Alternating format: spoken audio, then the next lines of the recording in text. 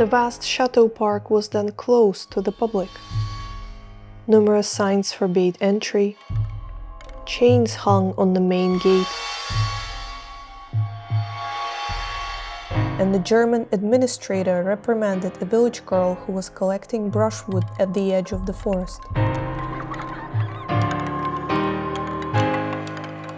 We know for sure that the institution worked at the chateau in Veltrusy until the turn of 1944 and 1945, when it disappeared with all its equipment and when the park was again made available to ordinary visitors. The institution that used to be residing in Veltrusy Chateau during Second World War was known as Lebensborn, or Spring of Life, a Nazi eugenics program that ran since 1935 till 1945. The purpose of the program was to increase the population of the Third Reich and raise a new ruling elite that would be genetically perfect according to Aryan standards, blonde, blue-eyed, and devoted to following the Führer's commands. Today we know that there were more than 20 Lebensborn homes, mainly located in Norway and Germany, but there was another one, very close to the Czech capital. Previously belonging to an aristocratic family, during Second World War, Veltrusy was transformed into Lebensborn house, where the breeding of the super race was taking place. About 30 Aryan brides were brought here and accommodated in the wings of Veltrusy Chateau. They usually stayed here for about a week and were taken care of by the external all-German staff who accompanied them on walks through the park, made food, cleaned their rooms, and made sure the girls fulfilled their duties. Of course, to make a flawless human, parents also had to be close to perfection. No history of mental illness or disability in the family, with Aryan ancestry traced back at least 3 generations. There was already a database of suitable men, but women had to be carefully selected. Only around 40% of women who applied for the program had gotten in. Most of them blonde with blue eyes, although light brown hair and green eyes were tolerated from 18 to 25 years of age. After the selection process, women were considered betrothed to the country and sent to special institutions deep in the countryside.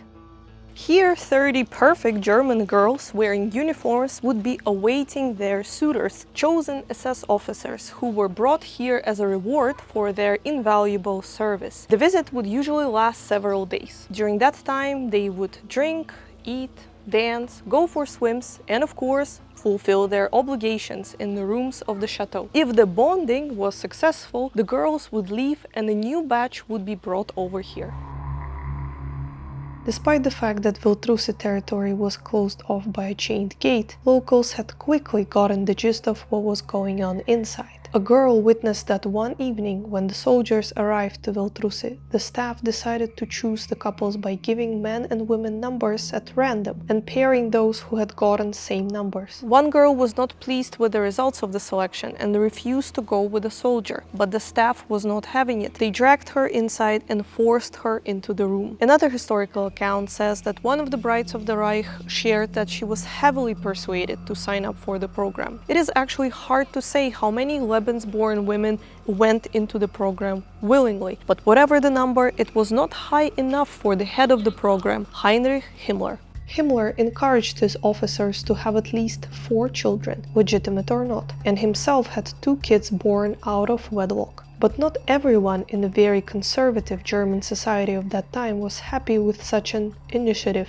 Many found Himmler's policy immoral and judged women who took part in the Lebensborn program. It is estimated that up to 90,000 children were born into the program. They were considered to be the property of the country and christened according to Nazi traditions. Kids were laid at swastika and baptized with a Nazi dagger above them. Eventually, it became hard to find volunteers among ladies who were willing to risk their reputation for the sake of the Third Reich. However, the program became popular among single mothers, usually lovers of soldiers and high-ranking SS officers. Around 70% of all Lebensborn kids were born into such family situations. Mothers often hid the truth from their children, fearing shame or judgment, because they were labeled horizontal collaborators. A famous Lebensborn child and ABBA singer, Frida Lyngstad, was born to a German Nazi officer and Norwegian mother during the German occupation of Norway. Frida's grandmother brought her to Sweden to protect her from the cruel treatment that she would have experienced in her homeland.